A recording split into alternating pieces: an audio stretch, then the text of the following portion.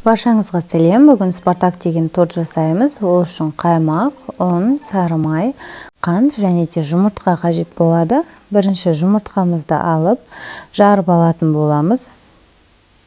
Одан соң ұнымызды саламыз, қантымызды саламыз. Енді жақсылап араластырамыз. Араластырып болғаннан соң орташа отта осылай қозғап тұратын боламыз. Асты күйіп жабысып қалмау қажет. Осылай кішкене қоюлану керек болады. Одан соң алып, таза ыдысқа осылай құйып аламыз. Комнатный температурада салқындау қажет болады. Осылай араластырып, бетіне салафан немесе пищевая пленка жауып қойып қоямыз. Енді қамырын дайындаймыз. Ол үшін бірінші қантымызды саламыз. Және де әселімізді, тұзымызды саламыз. Одан соң сары майымызды салып аламыз. Енді жұмыртқамызды алып, араластырып, үстінен құятын боламыз.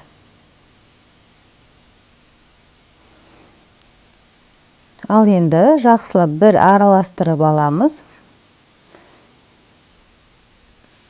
Және де орта отта тағы да ерігенше осылай араластырып, қайнатып отыратын боламыз. Міне осылай барлығы еріп кетуі керек. Одан соң содамызды салып, жақсылап тез-тез араластырып аламыз. Енді оттан алып, басқа ыдысқа құйып, кішкене салқындатып алатын боламыз. Салқындағаннан соң ұнымызды және де какаомызды аз-аздан сала отыра араластырып, осылай біркелкі масса дайындап аламыз.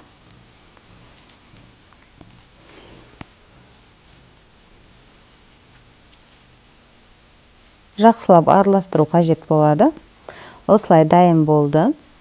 Енді пергамент қағазымызға майымызды жағып алып, осылай жарты ғана бөлшегін құйып шығамыз, жайып шығамыз. Енді 180 градуста 10 минут пісіреміз. Пісті. Ағаш таяқшамен тексеріп аламыз. Енді сары майымызды салып аламыз. Крем дайындау үшін. Жақсылап миксермен қатты жылдамдықта араластырып аламыз. 5 минутта қозғап тұру қажет.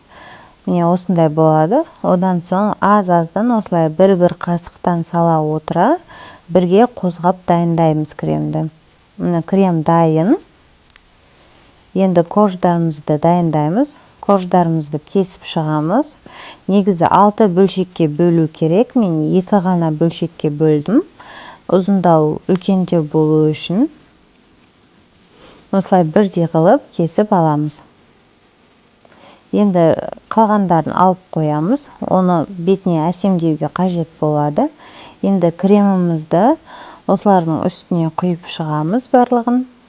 Және де барлығын осылай жағып болғаннан соң 15 минутқа осылай қалдырып қоямыз. Креміміз сіңу үшін. 15 минут өтті. Енді осылай орайтын боламыз жинап. Бір-біріне осылай орап шығамыз.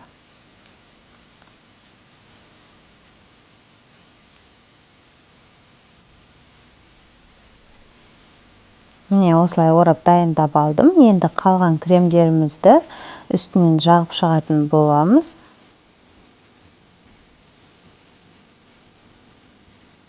Жағып болғаннан соң қазір бағанағы корждарымызды алып езгілейтін боламыз.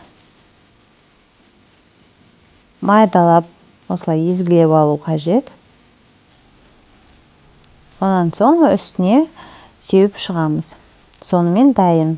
Пропиткаға 4 сағатқа қою қажет болады.